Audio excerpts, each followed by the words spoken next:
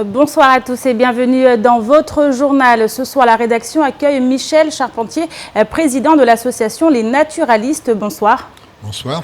Alors avec vous, il sera question de cette journée de nettoyage qui est prévue ce samedi à Kaweni. Une action qui s'inscrit dans le cadre de la préservation de l'environnement et dont vous nous parlerez tout à l'heure dans ce journal. Avec nous également sur le plateau, Chakila Issouf, journaliste à KTV. Bonsoir Chakila. Bonsoir. Avec vous, il sera question de la grève générale qui, on l'a vu hier, tend à se durcir. Et au-delà des barrages et des blocages, d'autres désagréments viennent entacher le mouvement. Vous nous direz tout cela tout à l'heure, Chakila. Mais d'abord, voici les titres de ce mardi 5 avril.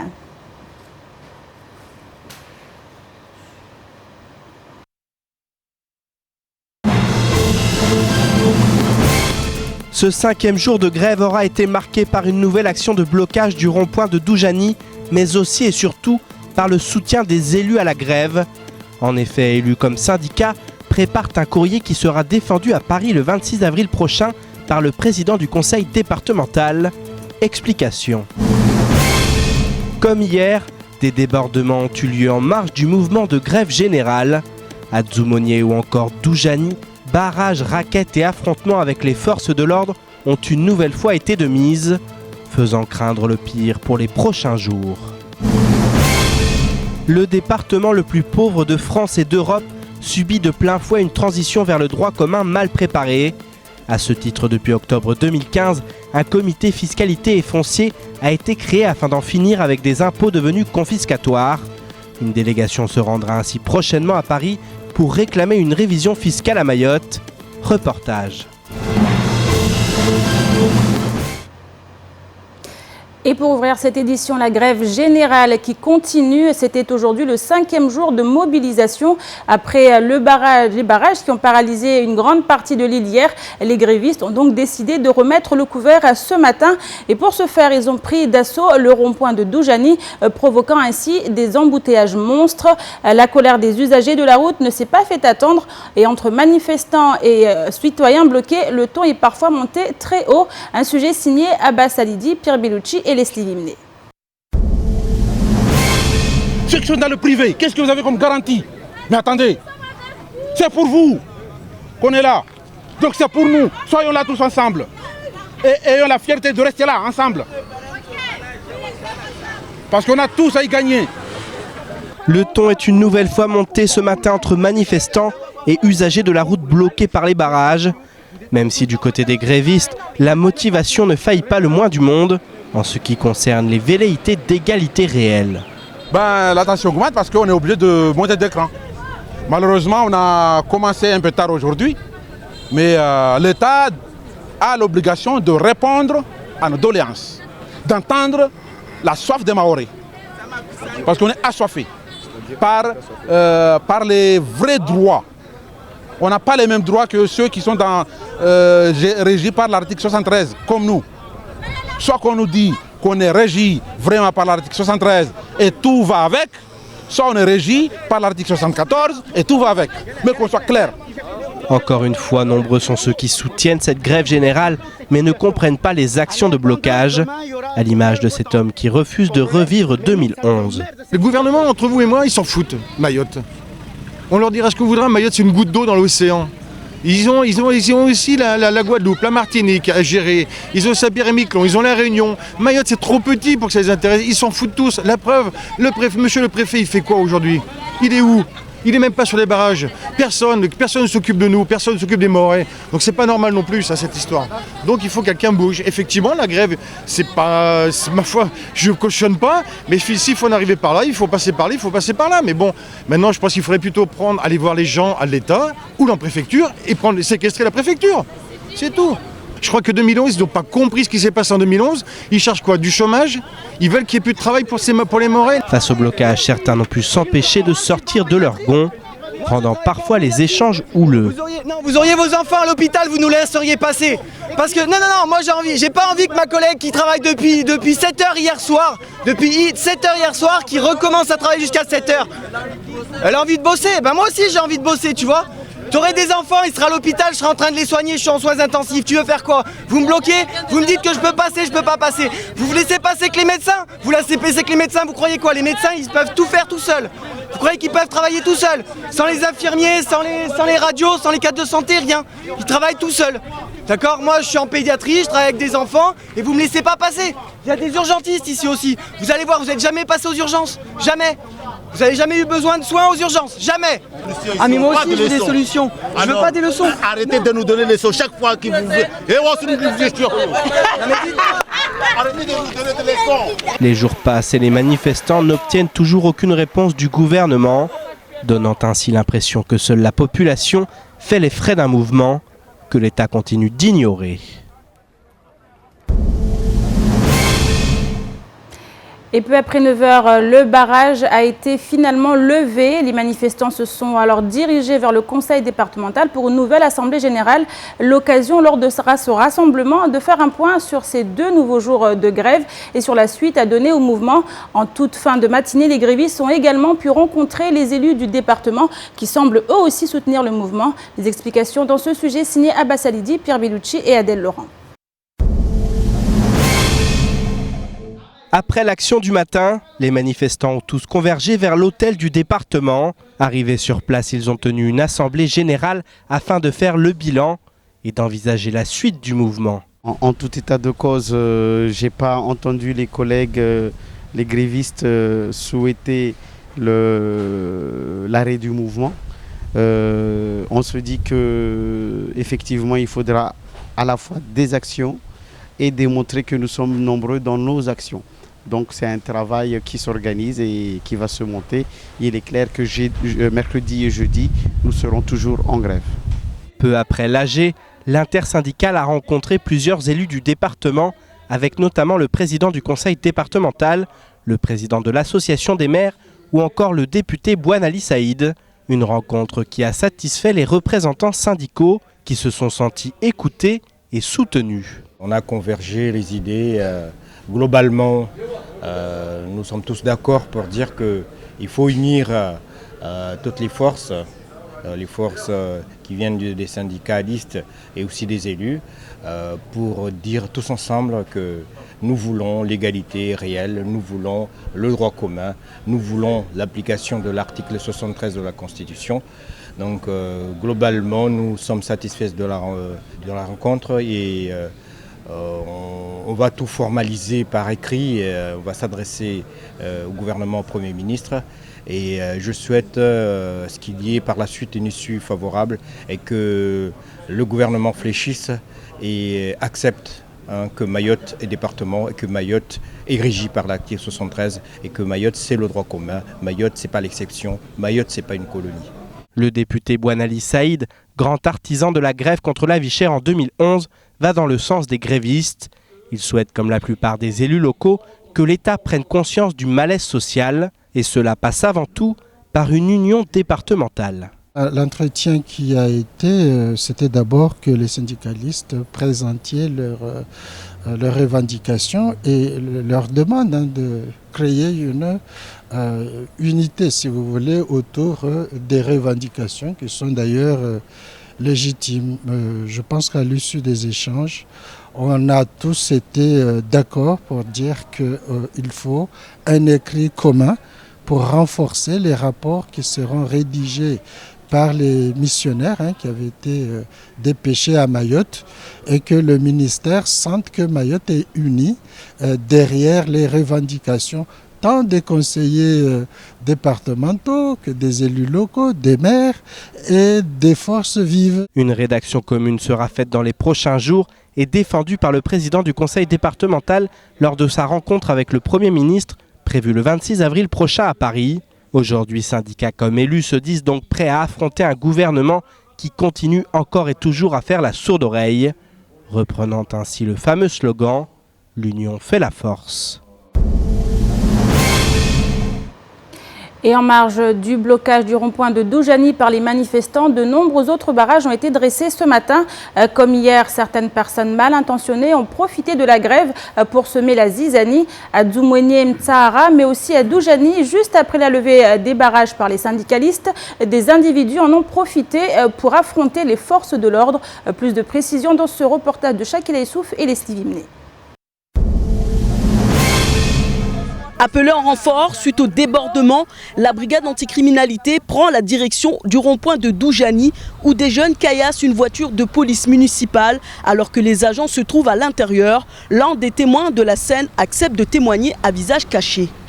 Le matin là, c'est vers 9 h. Donc il y avait les jeunes là, quand les syndicalistes ils sont partis, donc il y a les jeunes d'ici, donc il allaient barrer la route.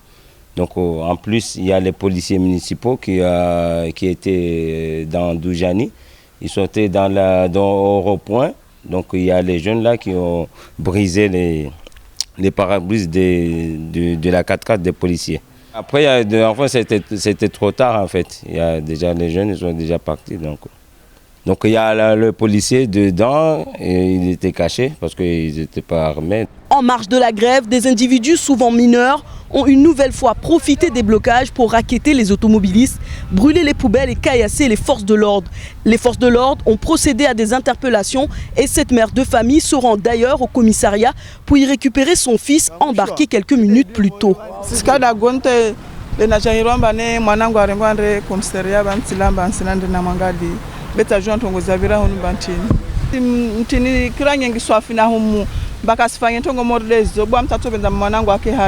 Nous sommes allés à la rencontre de jeunes pour essayer de comprendre leur quotidien.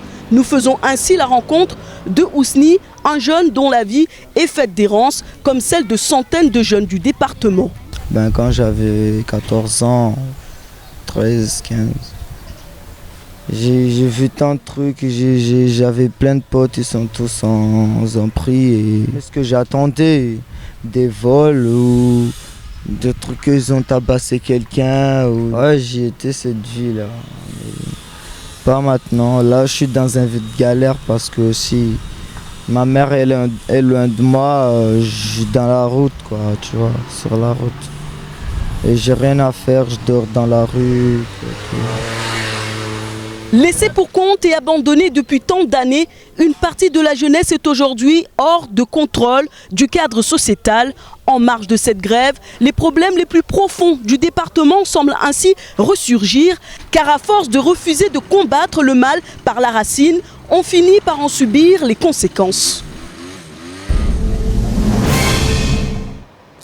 Alors Shakila, on l'a vu dans ce reportage, les grèves amènent aussi leur lot de désagréments. On parle de ces jeunes qui profitent de l'occasion pour semer la zizanie. Comment ça se manifeste, Shakila? Comment ça se présente clairement? En général, on connaît très bien que ces jeunes, leur terrain de jeu, c'est la rue et qu'on ne peut pas les sortir de cet environnement. Aujourd'hui, à chaque occasion, ils profitent pour se faire remarquer, pour aussi se faire la belle vie, quelque part, pour profiter des personnes qui travaillent, les racketter, les voler, pour ne serait-ce que 20 €, 10 €. Pourquoi? Pour aller acheter quelques mabawa ou acheter des cigarettes, pour pouvoir se retrouver près de la mangrove, fumer, et puis voilà, oublier leur existence, oublier qu'ils font partie de cette société, parce que c'est des jeunes justement qui sont en marge de cette société, qui vivent marginalisés. Alors vous parlez clairement de jeunes qui ne sont pas scolarisés a priori, qui vivent dans l'errance. Les jeunes qui ont bloqué, en fait, qui ont fait un peu des débordements, en général, c'est des jeunes qui vont à l'école et qui revendiquent le fait de vouloir aller à l'école parce que voilà, les bus ne les ont pas ramassés.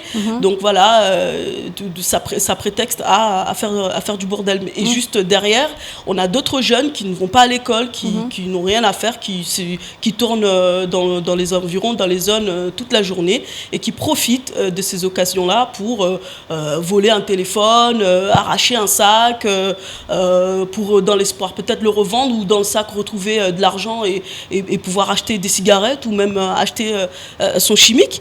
Donc tout simplement parce que ce qui est intéressant dans ce reportage, c'est que on voulait mettre un coup de projecteur sur ces jeunes, voir qui ils sont.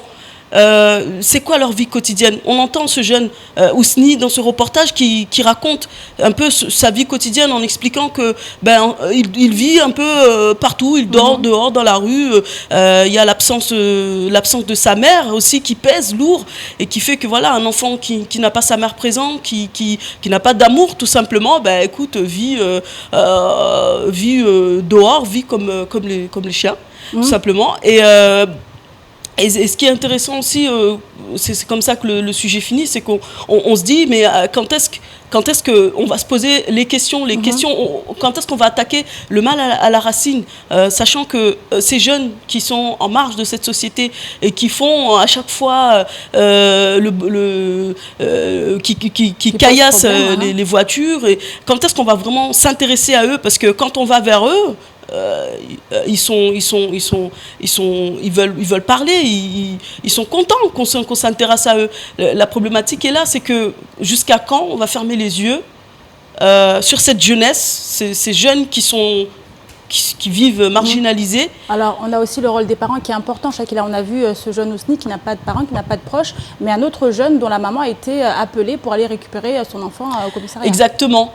Même ceux qui ont leurs parents présents, des parents essayent de retirer leurs enfants justement de ces phénomènes de délinquance, et le poids des groupes, de l'influence des groupes fait en sorte que les jeunes sont attirés par justement cette délinquance. Maintenant, cette délinquance, c'est comme une mode. Maintenant, on peut pas... Un jeune qui veut faire partie d'un groupe, il fait quoi? Il rentre dans le groupe et il essaye aussi de faire comme tous les autres du groupe, fumer, se mettre dans les barrages, lancer les cailloux. Moi, j'en connais plusieurs des jeunes, des Mahorais qui ont leurs parents, un père et une mère qui travaillent et qui se retrouvent dans les barrages, qui lancent des cailloux sur les policiers. Et quand on leur demande pourquoi ils font ça, ils sont attirés dans le groupe. C'est l'effet de groupe qui fait que ces jeunes-là, finalement, pour eux, ils se retrouvent tous dans ce monde marginalisé, dans cette... Une situation, Shakila, qu'on va suivre de très près parce qu'a priori, la grève va encore durer, semble-t-il. Et on continue. Cela fait donc maintenant une semaine que la population du 101e département vit au rythme de la grève générale. Si beaucoup tentent de faire abstraction du mouvement, il n'empêche que le sujet alimente de nombreuses discussions. Nous sommes donc partis à la rencontre des Mahorais pour recueillir leurs sentiments.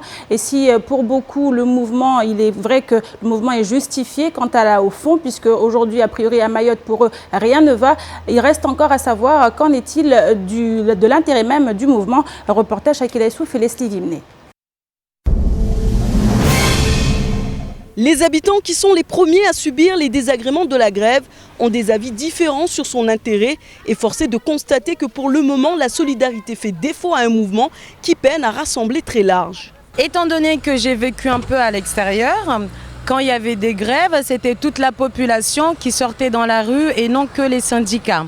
Donc moi, quand je vois Mayotte, les gens, ils préfèrent rester chez eux pour la plupart et qui laissent les syndicats se battre. Pour moi, je ne trouve pas ça très normal. Ils devraient être solidaires, qu'ils puissent évoluer, qu'ils puissent avoir des bons salaires, qu'ils puissent avoir du travail.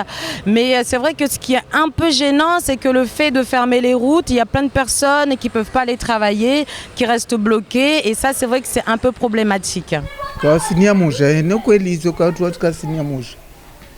Kula mtu anafikira zai zangina usona pasambane mtu alao bali katsa mnyala asumuinga mnyaye mtu na mwana nyaye tunu wasienga na kusondorogwa watu wambali nambali. Nombreux sont ceux à évoquer le manque d'unité entre les Mahorais pour ce mouvement de grève. Et si pour certains, il faut continuer de manifester, l'issue de ce conflit reste bien incertain. Mana neka karadai waskarto parashuntu mana bani lazima nremembio ridai ile mavamana warki naska karafanya hana mneni karto kilhana tudai haki yake hiyo nzuri tudai haki yake bei yani risudai madomana kwa sirkia bersimia mungu amba vasuku wa Turkia mana watoshinda wariele wamba vale kweli risdai haki yatu watomaruha suku leo wasirisdai tongangina na watu wabamiao bavuni wadaiwo zao zanginani hiyo vavo yote fete maana leo mtu hurengia mnyaheshitu na shitule side watu wadaiwo vavo yo uradhi yote fete. Plus les jours passent et plus le soutien de la population semble s'exprimer en faveur de la grève, même si ce ne sont pas les actions de l'intersyndicale qui sont soutenues, mais bien les revendications d'égalité réelle. Et je me tourne maintenant vers Michel Charpentier, qui est président de l'association Les Naturalistes. Alors tout à l'heure, on en a parlé au début de ce journal, une journée de nettoyage est organisée par votre association ce samedi du côté de Kaweni. Alors il s'agit d'une journée de nettoyage assez particulière puisque ça va se passer dans la mangrove. Oui, tout à fait. Et ça fait suite à une journée de sensibilisation qui avait eu lieu le 13 février où plusieurs associations, avec Mayotte Nature Environnement, avaient organisé une visite de la mangrove pour la population, et il y avait eu sur une douzaine de sites dans l'île environ 300 personnes qui étaient venues avec nous dans la mangrove. Et on avait décidé ce jour-là de poursuivre en envisageant différentes opérations de nettoyage de la mangrove, parce que malheureusement, comme vous le savez, la mangrove est particulièrement sale, surtout dans les zones urbaines. Et donc, on va faire cette première action samedi prochain dans la mangrove de Kaweni, entre la barge Amphidrome et puis l'entrée dans le village de Kaweni. Vous voyez le long de la route là. Parce que malheureusement, la mangrove de Kaweni est beaucoup plus vaste, mais par contre, il est très difficile d'y accéder parce que c'est construit partout. Et par-dessus le marché, certains endroits sont particulièrement infects et on ne veut pas amener là-dedans des gens qui risqueraient d'attraper des maladies parce que c'est vraiment un véritable fumier par endroit. Alors justement, on est en pleine saison des pluies, on l'a vu souvent sur les routes, sur les abords au niveau des trottoirs, on voit souvent tous ces déchets qui sont ramenés par les eaux de pluie, et la mangrove forcément, c'est là où finissent tous ces déchets. Et est-ce qu'aujourd'hui, vous allez faire une action de nettoyage, mais est-ce que vous avez une batterie de dispositifs pour lutter contre, à l'origine en fait, en amont, pour prévenir en fait ces déchets qui arrivent dans la mangrove? Très bonne question, parce que c'est justement notre problème. Nous, on ne fait pas ça par plaisir. Passer une demi-journée à mettre la main dans la bouillasse pour ramasser les déchets des autres, c'est pas franchement notre spécialité. Si on le fait, c'est dans l'espoir que ça puisse provoquer un changement dans la population et du côté des responsables municipaux en particulier, parce que, comme vous le savez, dans les communes, c'est le maire qui est responsable de la propreté dans la commune et de la collecte des déchets. Et on est prêt à faire du ramassage de déchets une fois ou deux, mais à la condition qu'en amont, justement, il puisse y avoir un certain nombre d'améliorations qui laissent espérer qu'enfin on va sortir de cette situation de pagaille et de malpropreté qu'il y a dans les villes de Mayotte. Alors, qu'est-ce qu'on espère comme type de solution ? On en a suggéré certaines à monsieur le maire de Mamoudzou. Il y a d'abord, ça c'était l'initiative de l'association collectif mahorais, c'était de revoir l'implantation des points de collecte.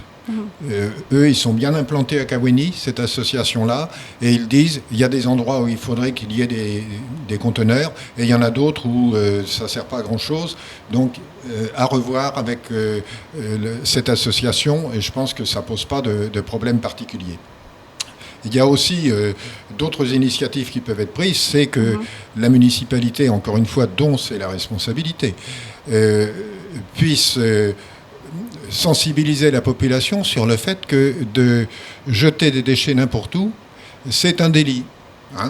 Et que si ça devait se reproduire trop souvent, il y a des agents spécialisés dans les municipalités, notamment les policiers municipaux, qui peuvent mettre des procès-verbaux lorsqu'il y a des délits. Rappelez-vous, il y a quelques années, quand on a introduit la ceinture de sécurité à Mayotte, à l'époque, j'en faisais partie d'ailleurs, on ne prenait pas forcément la ceinture. Quand on a commencé à recevoir les contredanses à 90 €, en 3 mois, tout le monde avait la ceinture. Ça a rapidement mis les choses au propre. il faut que les maires usent de leur pouvoir de police pour pouvoir aussi contraindre la population à utiliser les poubelles. Encore faut-il qu'il y ait des poubelles. Hein. Si la prévention ne fonctionne pas, il faut passer à la phase de répression. Voilà, tout à fait. Hein.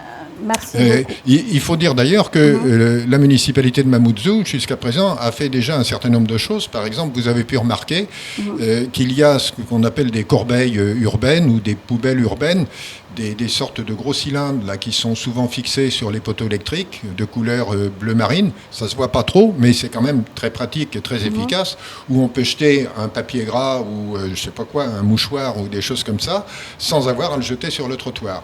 Donc c'est une très bonne initiative. Encore faudrait-il que ces poubelles soient régulièrement vidées par les services municipaux, bien sûr. Donc on le rappelle, la journée aura lieu ce samedi. Alors, ce samedi, à partir de 10h, entre 10h et midi, en gros, hein, c'est à l'heure de la marée basse, et ça sera le long de la route qui mène au village de Kawini.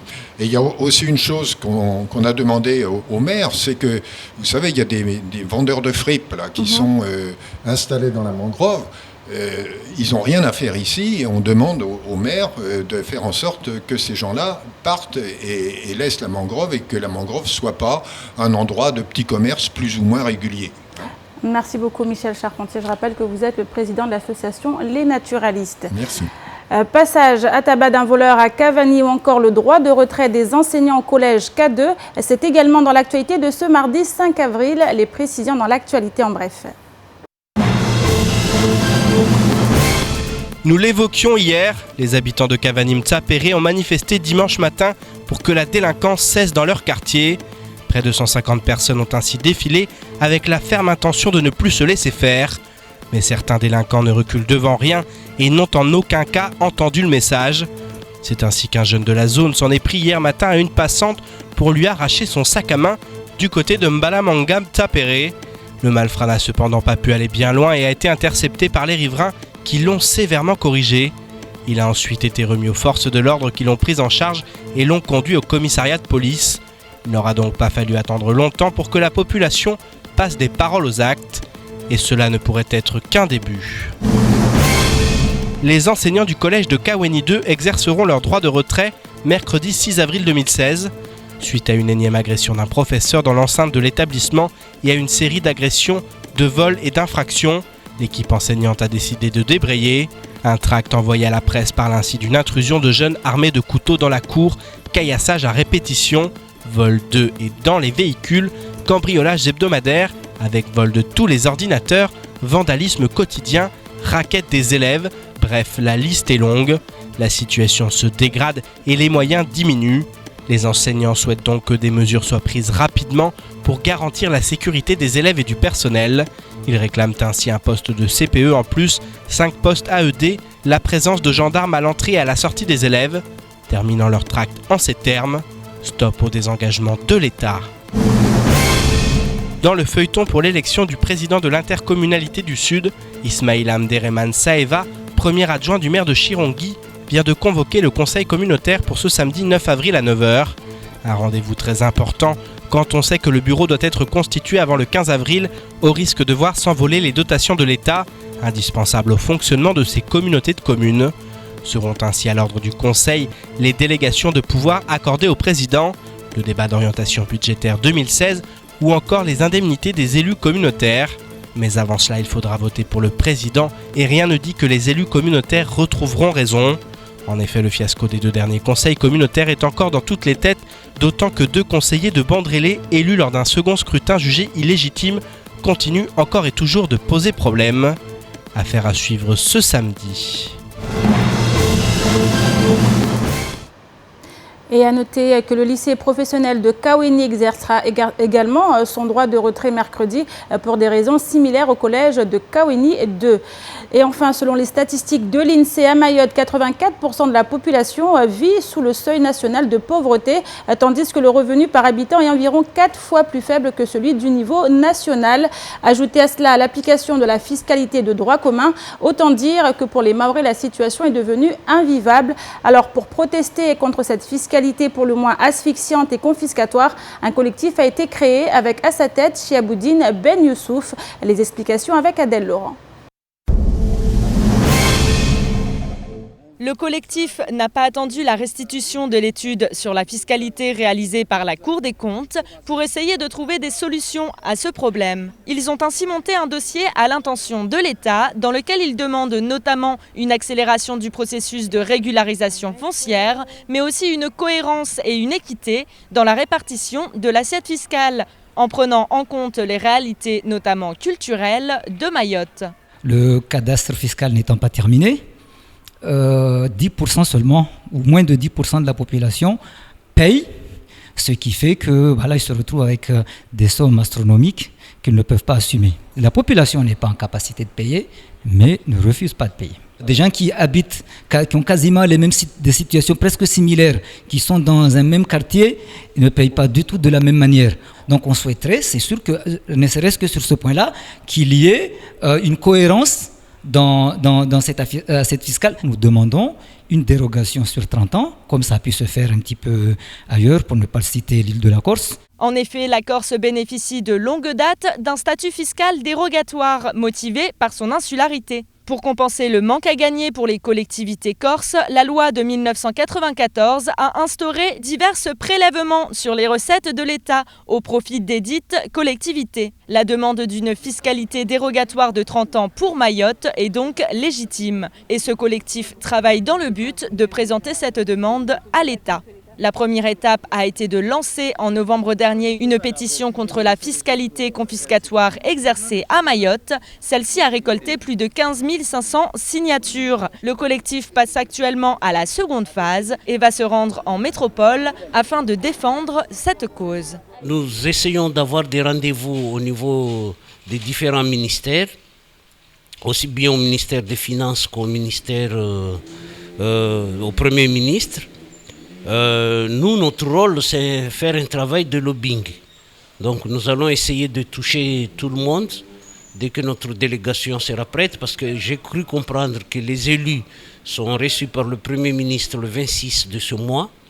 Nous essayons de partir avant pour faire du lobbying, à toucher le maximum de responsables pour qu'on puisse revenir sur cette question. Le collectif mène donc un travail de fond et de terrain afin de représenter et de défendre les intérêts de Mayotte en métropole. Ils ont reçu hier des élus et personnalités mahoraises de diverses tendances politiques qui ont approuvé leur démarche. Quant aux grands élus de Mayotte, ils rencontreront le Premier ministre Manuel Valls le 26 avril prochain à Paris afin de sensibiliser le gouvernement sur la situation préoccupante du département et de trouver d'éventuelles solutions aux problèmes de fiscalité de l'île aux parfums. Et c'est la fin de cette édition. Merci pour votre fidélité. Une édition que vous pourrez voir et revoir sur notre page Facebook, sur YouTube ou encore sur notre site l'infocoesie.fr. Et prochain rendez-vous avec l'information en radio demain dans la matinale avec le journal présenté par Pierre Bellucci. Excellente soirée à vous sur KTV.